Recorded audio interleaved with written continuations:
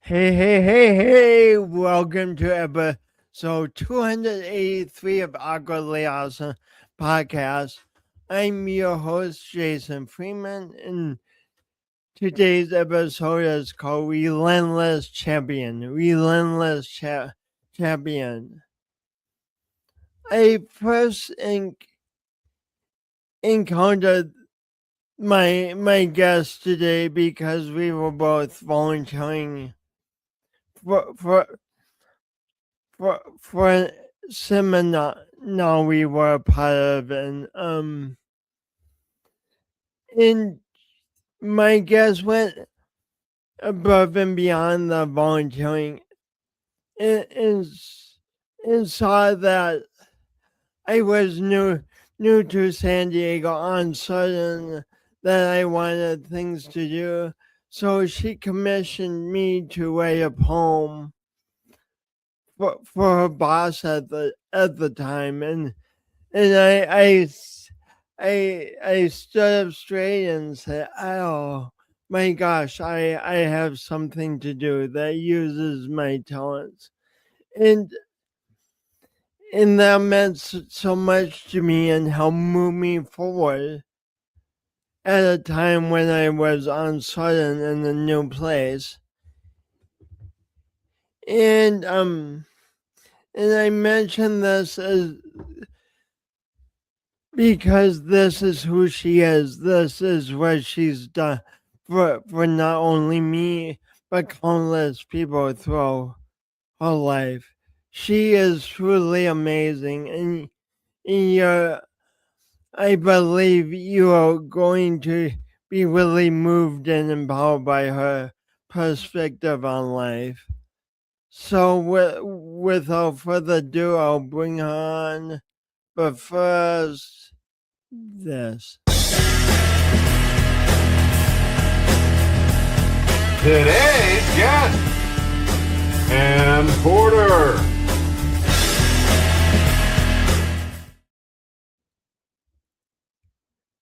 That's exciting, Jason. I love it. I'm inspired and motivated right now by that intro.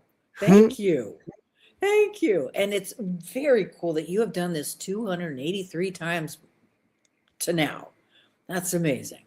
I love it. Well, what can I say? And you may hear me call Ann or Ann AP because AP is how I know her. So you'll probably hear either one. That worked for me. Thank you. Yeah. So what? Short and simple. It's really always good. So AP, thanks for being here. Should we dive right in? Sure. And I want to thank whoever is going to watch this podcast for being interested. And our intention is that you are motivated and inspired by what you hear. That's my intention for sure. So thank you for being here virtually. And I very much second that intention. So the first topic, which will lead into many other topics, is how did you first get inspired about Mexico? Well, I grew up in San Diego, and my father was bilingual.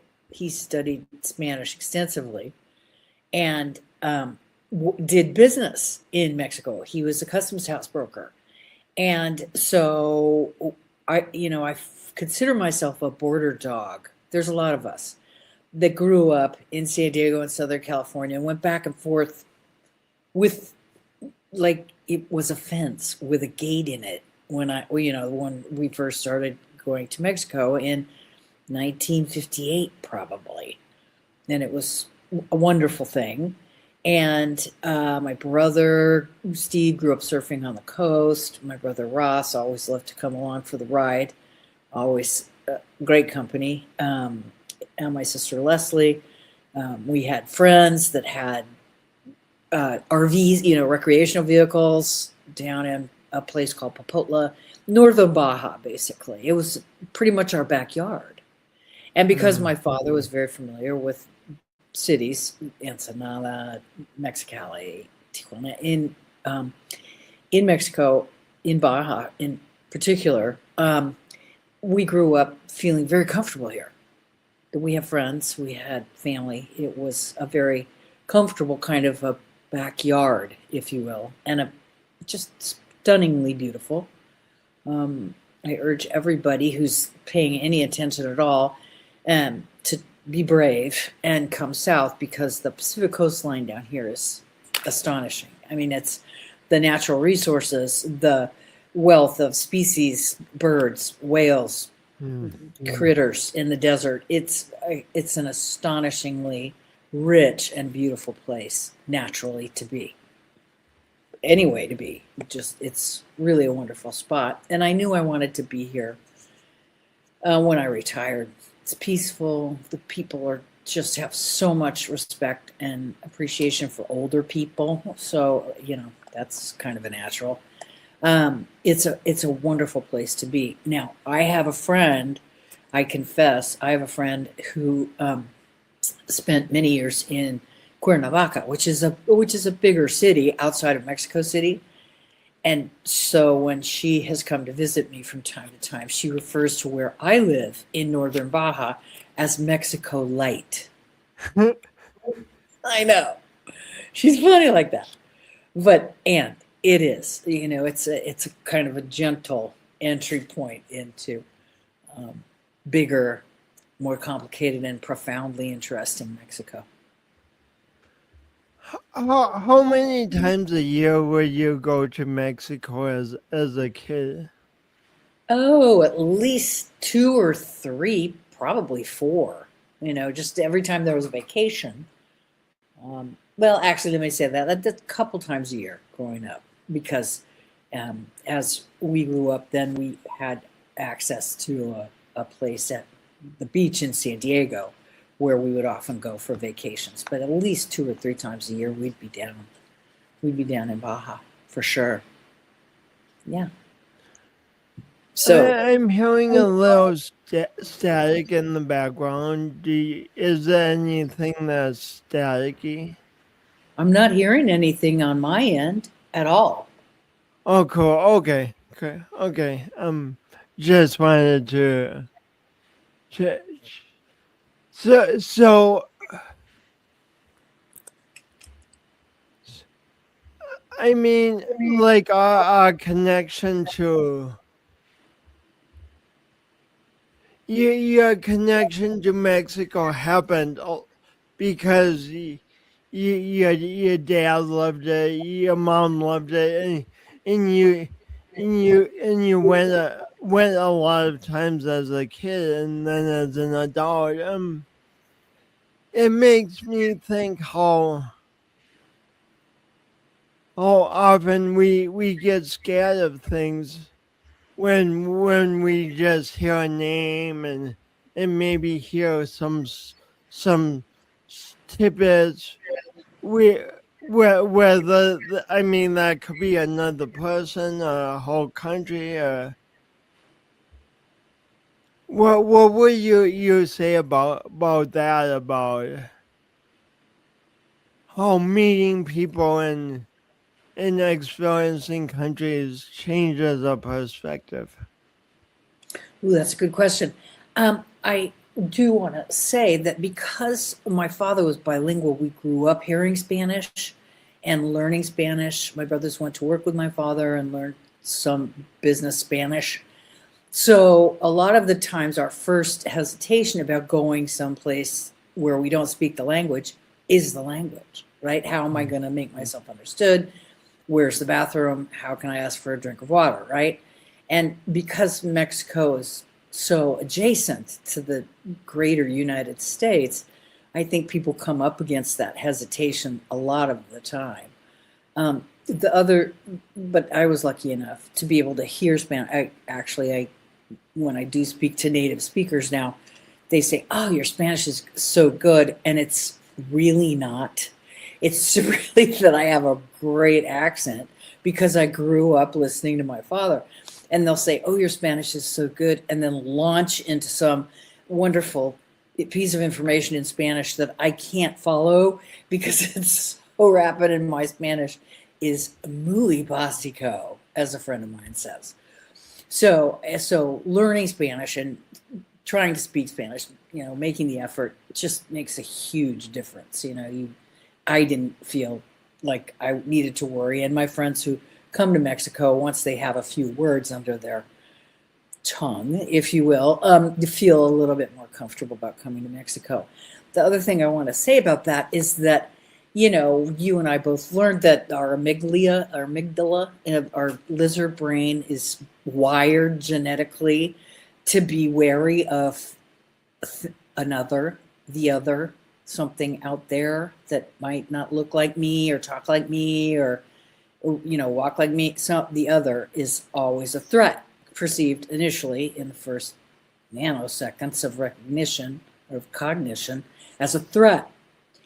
And Mexico has created, for a lot of people, a big other. It's like all those people, and they don't look like us, and they don't speak our language, and they don't live like us. That's easily and very rapidly, and as we all know, can be turned into something threatening, a monster, which is really, really sad. And I think that's the gift that travel or living in another place can bring, is that we're really all very much connected by our humanity. It isn't a threat. It's not a threat. Something to actually, for me, be grateful for. I love the difference. I love the differences. I'm curious about them, and I want to understand underneath it all where the connection might be. So for me, it's not a threat, nor should it be, in my humble opinion. We have so much to learn from the people in the world around us, and to cut ourselves off from that is dreadful. It's just a waste, a dreadful waste. So that's where I am on that.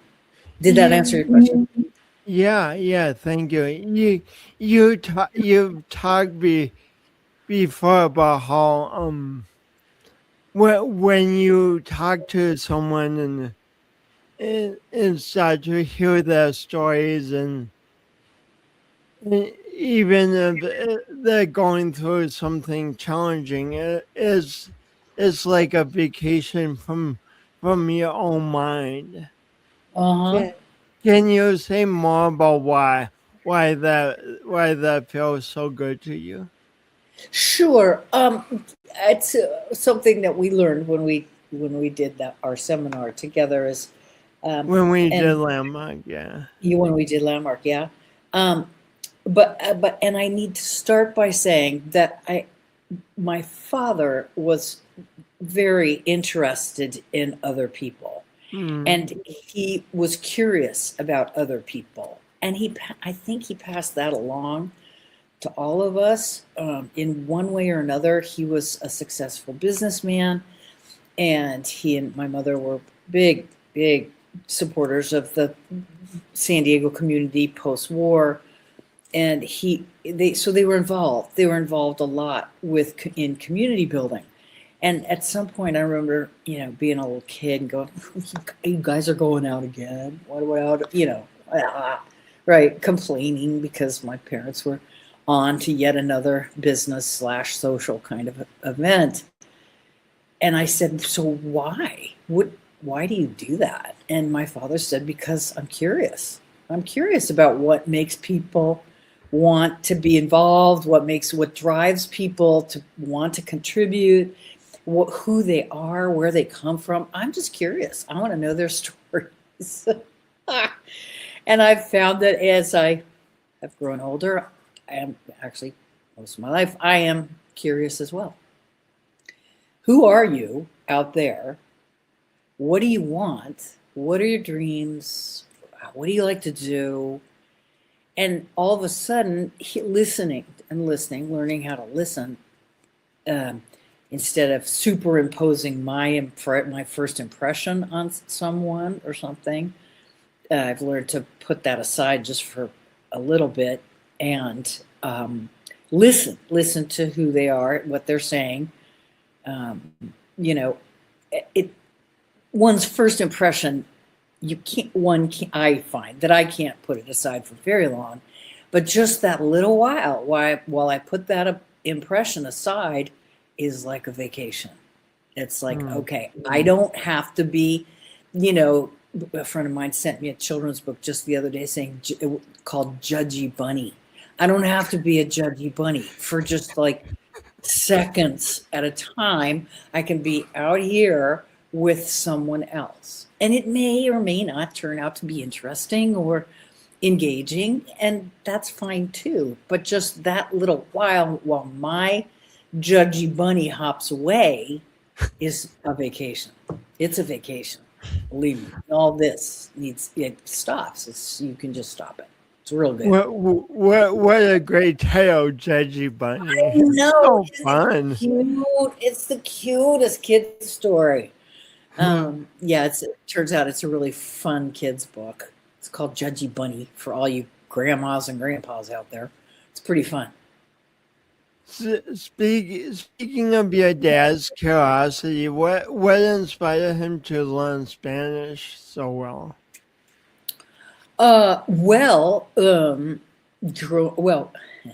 His father was a livestock auctioneer. So his father spoke with Mexican ranchers where he landed. His grandfather landed in San Diego.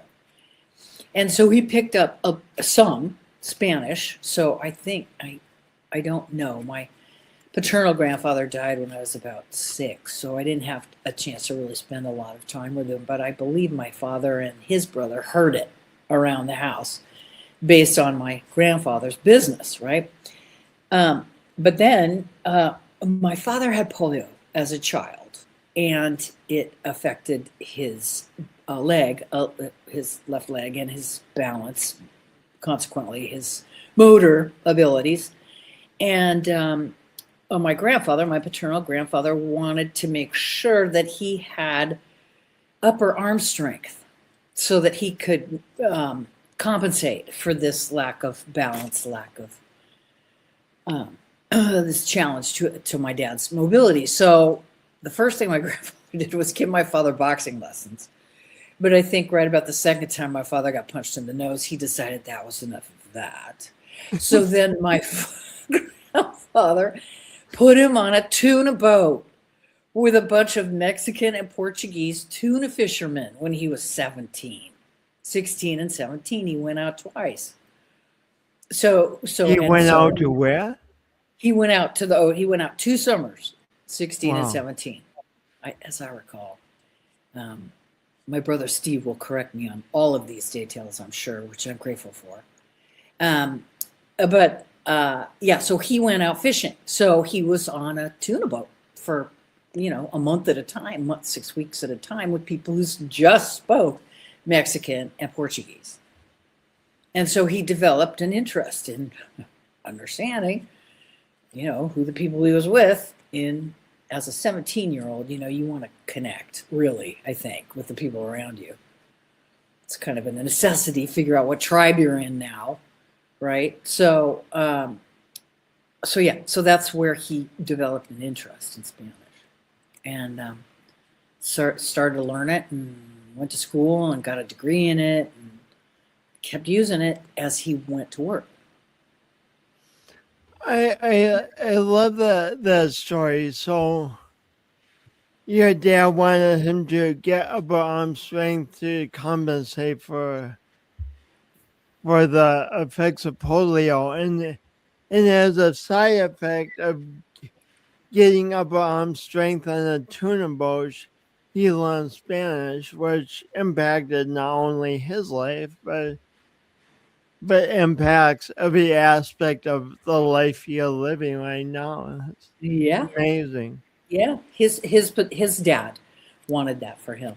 Yeah. Yes, and I love that. I love how that ripple went out. Thank you for describing it so beautifully.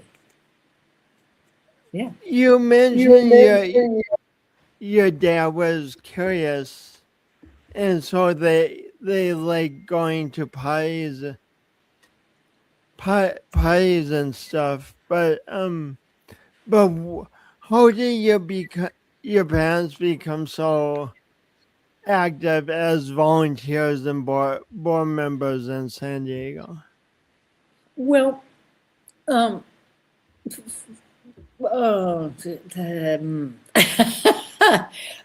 my parents had access to resources that they, of course, my father had to work for a living, and he worked very hard at it, which opened up a lot of avenues for him in business. And my mother had family resources, family resources, so that she was able to be a mom to 4 kids. God bless you, Mom. And also be engaged with other women. You know, she didn't have to work, frankly. She didn't have to work. So, and being not bored, we could say bored. Yes, we could say bored with being a mom. She loved us all, and her own natural brilliance and talents were way bigger than being a housewife. And she was way more interested in other things than being a housewife. And I don't mean to denigrate being a housewife. Taking care of a house is a big deal. Raising children is one of the most important things you can do. She could do that and had the inclination and the resources to be able to expand beyond her house and her home. All of which got integrated ultimately in what she did out in the community. I mean, I told you the story about my first political campaign was for Richard Nixon in 1961 at 9 years. She had me out there canvassing in a plastic straw boater with a Nixon sticker around it. You know, it's just like we were involved from the beginning in all kinds of community and political and social activities. We got raised that way. It was just what you did. So, honestly, because we were lucky enough and fortunate enough to have resources that didn't make survival imperative. That's really interesting that your mom made the choice, like she's like, this is what's here. I have 4 kids I love and need to raise, and there's so much housework, and I have other interests, other talents I want to develop. So she sounds like she was determined to do both. Very much.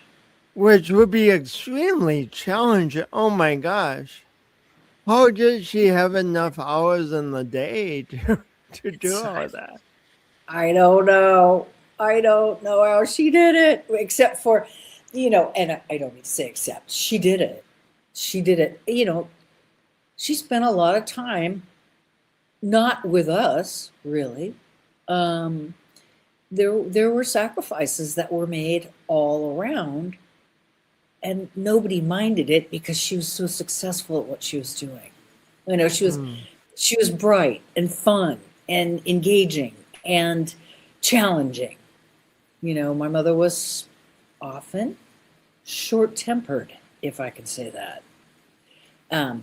Yeah, she and I have a fiery constitution myself. So she and I was her first one. So she and I went through some stuff. We really, really did. We had a chance to become great friends at the end of her life, which was wonderful. And growing up, it was fiery around our house. she was, I'm sure she was tired a great deal of the time. She was way more interested in the current pet project than, maybe sitting with us and doing homework. And who can blame her? Homework? But, so, and we all supported her, knowingly or unknowingly, because, she was determined to be a contribution. She and my dad both were extraordinary contributions in their community. And I think it's admirable. What words of encouragement would you give someone listening who has a fiery relationship with their parents? With one or both of their parents? Yeah, just don't make them wrong. Don't make them wrong. They're doing the very best they can. They're doing the very best they can. What do you mean by don't make them wrong? Well, there's a lot of blame that goes on. Well, you said this, and I did that, and you did that, and then I did this, and that blame game. It's all your fault. Finding fault with people. And being a judgy bunny, I was real good at that. I had many, many opinions about the way things should be or should not be. And honestly, for a kid, you just gotta go through it. You've got to go through it. It's just like, try and love your parents. Just try. They're doing the very best they can, and try not to blame them for shit. They're doing the very best they can. Don't make anybody wrong. Well, you did that. It's like, ugh. That way we get mired down and bogged down, and nobody gets to move forward because it's all our fault. That guilt. I did that. Just, and honestly, I came to the humble opinion that as a teenager, it was my job to raise as much holy hell as I could so that somebody in charge would kick me out of the nest. And I, believe me, I did an amazing job of raising holy hell. Oh boy. And I'm sure my siblings could attest to that. Sorry, kids. But so just don't make them wrong. Don't blame them. They're trying the best they are, and so are you. Don't blame yourself. Sometimes people don't get along, and so you just have to keep breathing, move through it. Don't make them wrong. Don't make yourself wrong. I mean, there's times we need to set boundaries and stuff. Yes, you're right, Jason. Inappropriate behavior is never acceptable. You're right. And so how do we not make people wrong but still set healthy boundaries? I'm sorry, I'm asking you a really challenging question. Well, I think then one starts to focus on what oneself needs. Okay, I can't be in this situation anymore. I now need to figure out a way to get out of it. Right? Rather than focusing on how wrong and terrible the other person is, I think one needs to consider what their options are. What are the possibilities for me as a human being here in this unacceptable situation? Who can I talk to? Who can I go see? Where can I go that I feel safe? It's one needs to then narrow in on what I need, right, in this terrible situation. I feel for people who have to go through that. And, honestly, I have to say, hormones as a teenager, that's tough because you're working your way through a hormone storm most of the time until you're 21. And it makes it very difficult to try and consider rationally what one's options might be. And in this case, talking to somebody can change your life. Just talk to somebody about it. Say something. Talk to somebody, not the perpetrator, not the people that are making you feel uncomfortable. Talk to somebody you trust, and then see what happens. As you say that, I'm starting to think of how much energy sometimes we put into making someone wrong instead of taking action to help ourselves move forward. Well, it's easy. I mean, it's a default kind of a thing. Ah, that person, I hate them. They, right? It's default. It's just what you do as a human being. And you're absolutely right. The loss of energy and motivation and the depression that results from all that blame, oof, you can't get anywhere if you're mired down in any of that. There's, I remember I just struck out a lot. It was just like, got mad and yelled and left. I'm out of here. Left home. It was just like, and especially as a teenager, one does that. I'm gone. Goodbye. Just like cut it off, right? Yeah, and that doesn't work either, really. But here I am in the benefit of decades of life to be able to pontificate so beautifully on what you can do. Yeah, it's tough. It's tough. And this we learned in Landmark. This is what life looks like when it's lifing. It's not always comfortable. This is what life looks like when it's lifing. It's not comfortable. Get over it. All of us entitled people. First world entitlement. Be uncomfortable for a minute. Take a cold shower, for heaven's sakes. Don't have electricity for a day or two. See how you do. See what happens. And the thing is you'll do okay. Like if we do that stuff, we'll do okay, which is exciting, but it can expand our world and expand our appreciation of. That's Oh my so gosh! right on. That's so right on, Jason. On the other side of all of that is this miraculous appreciation for how creative we can be. What can you think? What can you invent? What can you do? Oh, it's dark at night, so I can't sew anymore. Okay, so I'll invent a light bulb. You know what I mean? I mean, on the other side of all that hardship, hopefully, is the miracle of human creativity. That invention, oh my Lord, it's so amazing, so miraculous. In the miracle of appreciation, I'm talking to you from South Dakota. You are in Mexico. We're talking on a. Wow. Holy. Wow. I know. Those Swedish people who thought, well, what if we could have a meeting with everybody around the world all at the same time?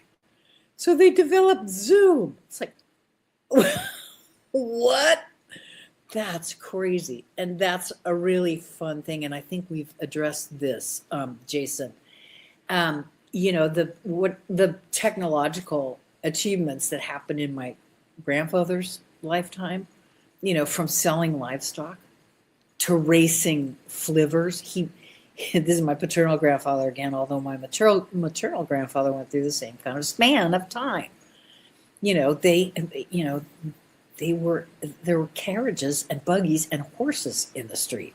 Bicycles were a big deal, but because the streets were so awful and because women were not often comfortable on bikes, that was dangerous. So then somebody said, okay, well, let's make a car. And so they made a car. And then ultimately, towards the end of my maternal grandfather's life, men went to the moon. He got to live long enough to see men go to the moon. And I remember you and I were talking, Jason, about what kinds of technological achievements we would see in our lifetimes. So, to be able to go, oh, yeah, there wasn't any Zoom. Oh, as a matter of fact, I've been looking for, I lost a dear friend about a month ago, and I've been looking for photos of her. We were young and crazy and just spectacular in the 70s in San Francisco. And, her daughter said, "Can you send me a photograph?" And I looked and looked and looked, and I found one photograph that's actually very telling, but it made me think about having a camera in your phone, and the difference that would have made in my particular Hi, here we are on a podcast. Hi. Right? I mean, the difference that's made, and what a difference that would have made for me in this particular quest in terms of honoring my friend's memories. Thank goodness I have great memories of my friend. But I can't draw. I can't put that out in the world for other people. It's, my friend's experience with other people will stay strong with them forever, I'm sure, just like they will for me. And we have no visual images. In other words, I don't have an icon of my friend. And if I was a Russian icon maker, I would make an icon for my friend. Images have power, right? Well, this one's going to have to stay in my head for my beloved friend.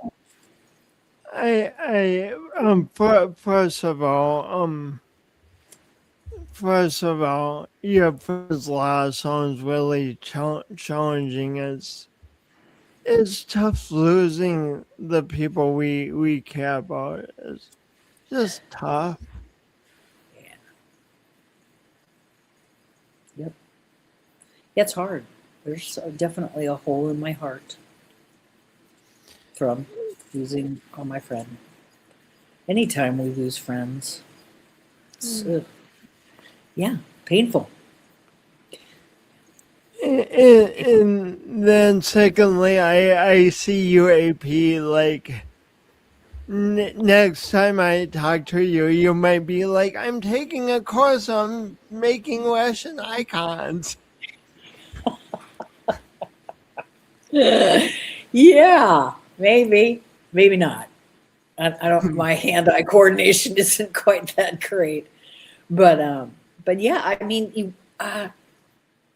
I don't think my friend would be happy if I spent too much time mourning her loss. I can do that. I can do that fundamentally every day. Send her love and light in my thoughts. I can do that. But to get slowed down by it, or stopped by it, or to try and self-medicate any more than I already have, I don't think she would make her happy. I don't think she would approve of that. As a matter of fact, I know she wouldn't.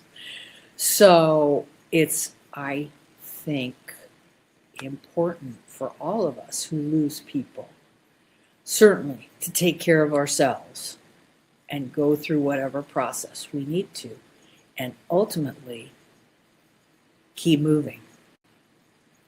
Life is motion.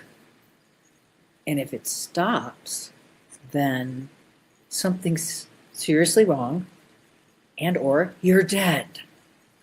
And really, because life is so precious and moves so quickly, we got to take advantage. We have to take advantage of, I think that's, as we've talked about, that's what I think our job is as humans, is to enjoy and respect and treasure where we are, who we're with, and the planet that we're standing on. I love that. I've never quite thought of this way, but part of the legacy that our loved ones leave, who have passed, leave with us is an insistence that we keep moving, we keep going, we keep lifing.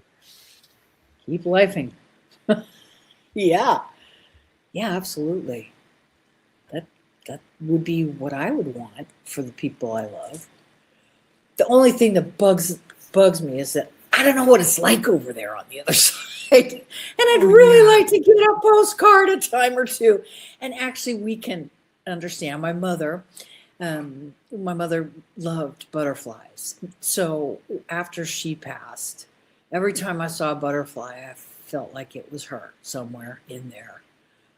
There are Native American traditions that think that moths are our ancestors. So they come to you. So we can make connection possible through the miracle of our incredibly creative brains. And that offers for me a small comfort. It's not the same. It's never the same as not being able to laugh and joke and hug your beloved. Yeah. But then there's the motivation to live up to the memory of a beloved.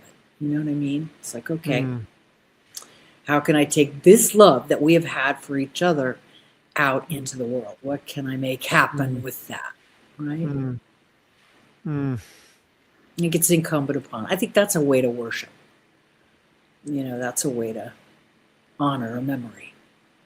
Speaking of taking love out into the world, combined with you were talking so poetically about how all humans have solved big problems of technology through the years, from the car to the computer. But please tell me about four walls and how you and your team members are expressing love through that, and what kind of problems you're solving. Wow, if only I could figure out what kind of problems we're solving, we would be halfway there. No, that's not right. I don't have to do it all by myself, first of all. As I've grown older, I remember growing up on the beach and in San Diego and applying baby oil with iodine to my skin so that I would develop a beautiful golden tan, right? And then I remember reading in a science biology class or something, a prediction that the sun would get, 50 times hotter and brighter, and the light from which would become more dangerous for human skin in about 50 years. And as I've aged from that child on the beach getting tan to this older state, I have seen it happen. I've seen skin cancer incidences, just, people struggling with skin issues as a result of the buildup of carbon monoxide in the thinning of our own atmosphere around planet Earth, right? So that was just my first understanding of the fact that we needed to take care of where our feet are. We need to take care of the planet. And I'm so proud of Pope Francis, not being a Catholic, but I considered converting because he mandated that his Catholic people take care of the planet. He was the first environmental pope. God bless him. I mean, and that may not be true. I would have to probably dig a little deeper to find out if that's a true statement. But I loved him for it. Yes, we have to take care of the planet. So I was lucky enough to run into a couple of border dogs, as a matter of fact. A guy named Stephen Wright and our amazing executive director, Waylon Matson, whose mission was, and now and forever will be, to clean up the Tijuana River watershed. The Tijuana River is the border between the U.S. and Mexico, as I'm sure you know. And it is dangerously polluted with sewage from all the way up to the top of the watershed, all the way down. And has been for years. And part of the issue is that both sides of the border are considering it a political/territorial problem. The pollution in the river is now so bad that people are coming to understand that it's a human problem. The people on both sides of the river are sickening and struggling towards clean air, no metals, just it's starting to become a universal issue. So these two gentlemen started this not-for-profit called Four Walls International. And they started building bottle houses, recycling wine bottles, beer bottles, and making windows out of them in plaster and adobe, not huts, but houses at the border for people who couldn't afford a house, right? So their connections grew and grew, and they've been doing it. Waylon's been doing it now for 15 years, 20 years. And so his connections and relationships on both sides of the border are empowering some real action around cleaning up the Tijuana River. This is something that I probably will not see in my lifetime because this problem is that serious. However, there are a great many people thinking about putting a great many dollars to work on both sides of the border to to start this possibility become a reality. Four Walls International is working on 4 different pillars. First of all is money, of course. It's infrastructure projects like this are just astronomically expensive. However, one rocket to the moon by a private billionaire would make a real big difference in the infrastructure problems here in the Tijuana Valley, right? Excuse my bitter tone. But yeah, so the assignment of resources to this problem is a little bit precarious, shall we say. There's the political will to do it.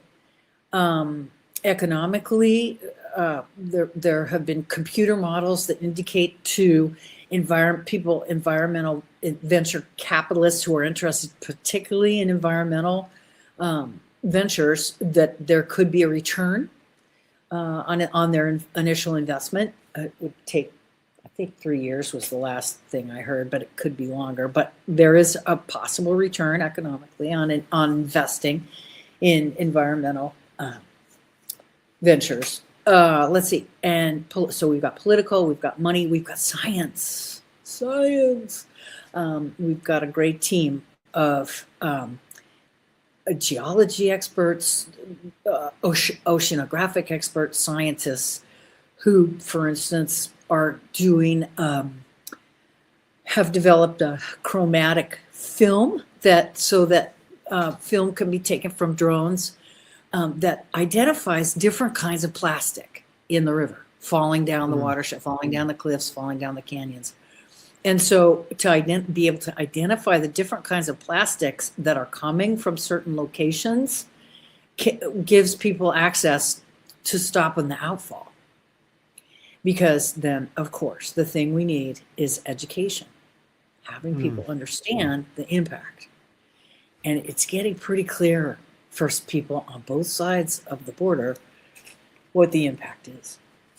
So those are the pillars that Four Walls International is working on, and primarily through the relationships that have been developed through years of working with similarly minded environmental groups, the tribes on either side of the border, groups, people who really, really do want to make a difference and clean up the river. But I think the point I'm trying to make is that nothing happens unless you can talk to somebody about it. I think we're circling back, aren't we, Jason? The conversations and the relationships that these guys generated is making a difference. It's making a difference. It takes some time. It can't happen right away, which sort of drives me crazy. I'm an impatient, judgy bunny, but I want it now. But it's like, but these conversations and relationships are resulting in actions that are having an impact on the river. on the Am, environment. am, am I getting the story right that the full wall started because the people were picking up bottles that were thrown in the river and then using them to make windows? Yeah. Yeah. Yeah. Love stories like that of just, I mean, and this gives me so much heart that the human, like we've been talking about, the human is endlessly creative. We have this problem of glass bottles. Why don't we capitalize on it and make windows for people so they can live better? It's just beautiful. Right. Another project that they were involved in and have continued to do is making benches in parks out of bottles. They stack bottles, they fill bottles, plastic bottles, as a matter of fact, with trash that they collect on the beach. People collect on the beach and bring them trash and plastic bottles. And so then they stack up the plastic bottles and then plaster over them, with mud, kind of adobe plaster, and make benches in parks or Gosh. walls in parks. Yeah. It's, basic recycling, reusing, which I must, as a side note, add, Mexican people are infinitely creative with. So, projects like that people can do in their backyard or in their park or down in a canyon, God forbid, where somebody's trying to live in a hut. I don't know. Anyway, that can happen. And it does.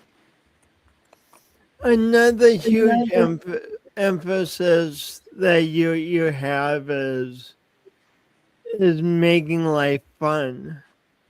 Like as we talk about something like the Tijuana River, it can, and all the pollution and everything that's been lost, that can get so serious so fast.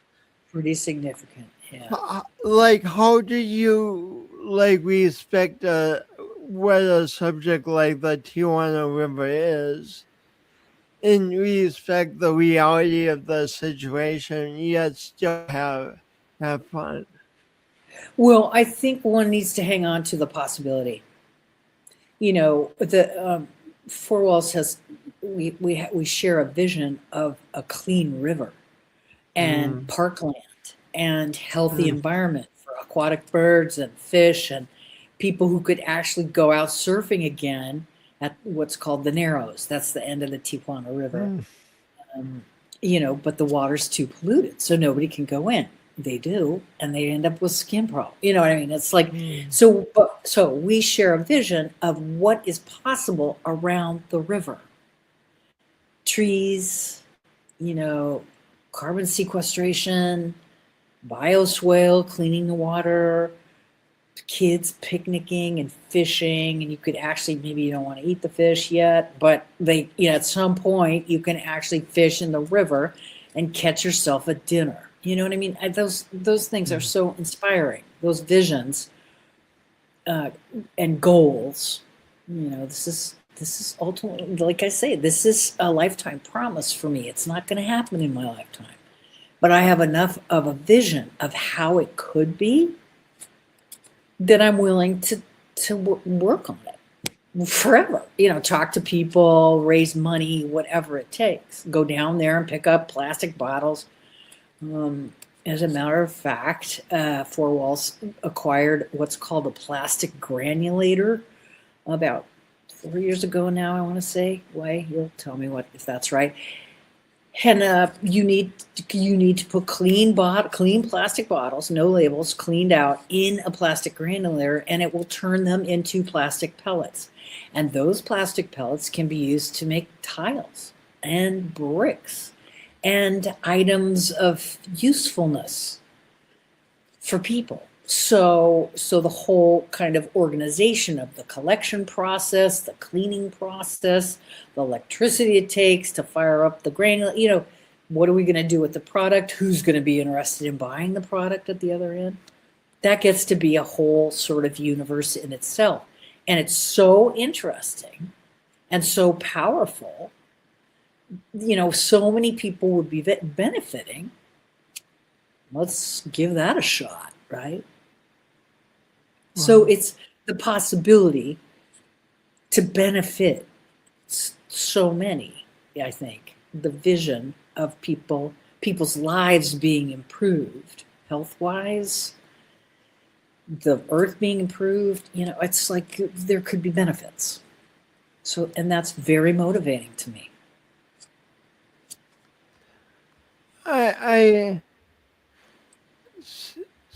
Speaking of vision and the power of seeing beyond what the present situation looks like at this moment makes me think of art.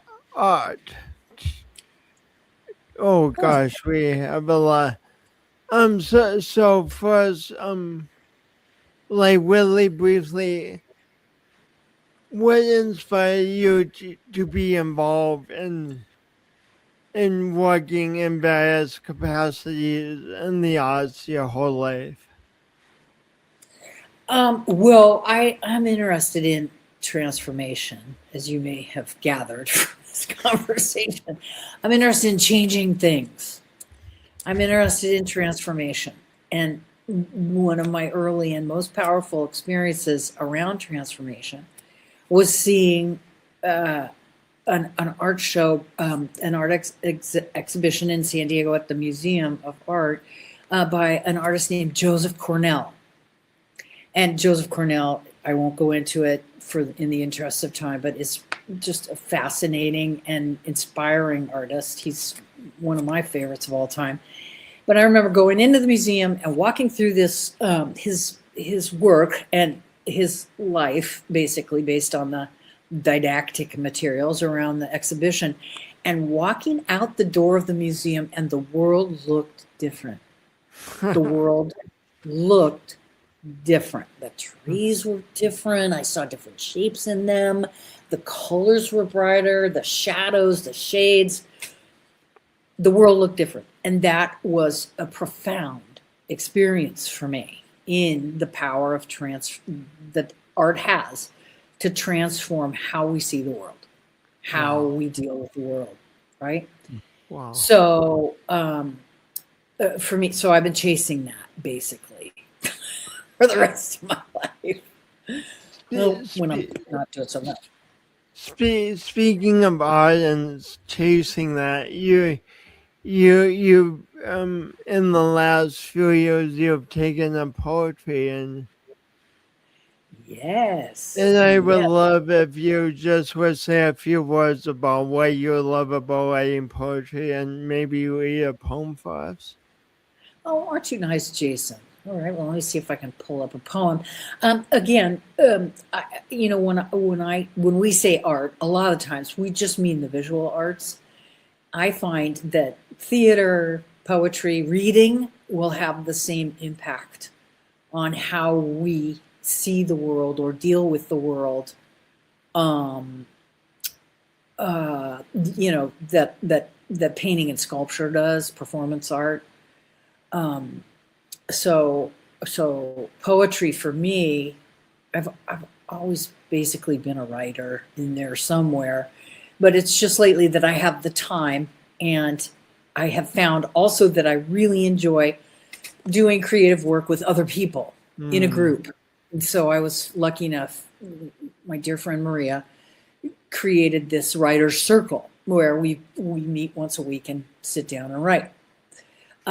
So I don't know. I could read you a Disney and Friends poem. It's maybe it'll be funny since we're talking about, Southern California. I wrote this poem called Disney and Friends. I'm just one dwarf, and I bet you can guess which one. I'm just one deer and one bear. I'm 2 legs away from one cricket, 4 eyes and a penis away from your favorite spider. Sometimes the jays in my yard mistake me for their mocking cousin, what with the whistling I do, being that dwarf. Occasionally, I'll drag out a blue satin scarf just to see if the sparrows will take the style bait. So far, I find myself wandering down a deserted main street, looking for round shadows about ear high and a fluffy red skirt with white polka dots. So, I it, know. It's just so crazy. It's just, and to be able to sit with a group of really bright and wonderful women and just, download, it's pretty fun. It's and pretty fun. love it like Disneyland is billed as the happiest place on earth, and you're talking about the importance of fun. So it really ties in thematically with what we've been talking about. So Well, cool. thank you. Yeah, thanks for tying that knot. That's so beautifully, Jason. That's awesome. So, Yeah. just one more question, Am Porter, aka AP. And I ask all my guests this: what does doing your imperfect best mean to you? That that making a mistake, falling down, letting yourself down, letting other people down is just on the other side of it an invitation to pick yourself up and Mm, keep going, mm, right? It's just, we are imperfectly perfect because who you are as perfect will reign. Yeah, I'm going to fall down. I'm going to make mistakes. I'm going to be stupid. And on the other side of that, I'm going to be the perfect Ann Porter. There isn't another one. This is it. It's all we get. mm, No matter what, mm, Jason, you're going to be the perfect Jason Freeman. You're mm. perfect on the other side of the imperfection. We are you're not in competition with 100 other Am Porters, and I'm not in competition with 100 other Jason Freeman. I've That is never correct. thought of it exactly that way. That's phenomenal. Oh, cool. Yay. Well, Thank you so much. Jason, thank you for being interested in torturing me with questions. No, it has not been. It has been a pleasure. It's been a pleasure. Our I hope it conversation, hasn't been torture. not at all. I'm kidding you. I'm kidding you. It's Awesome. always good to talk with you, Jason. Always great. And I wish you all out there in podcast land the very best. You're perfect. Thank you, Jason. Always great talking with you, APM. Please hang on the line as I wrap up here. Will Well, do. Love you.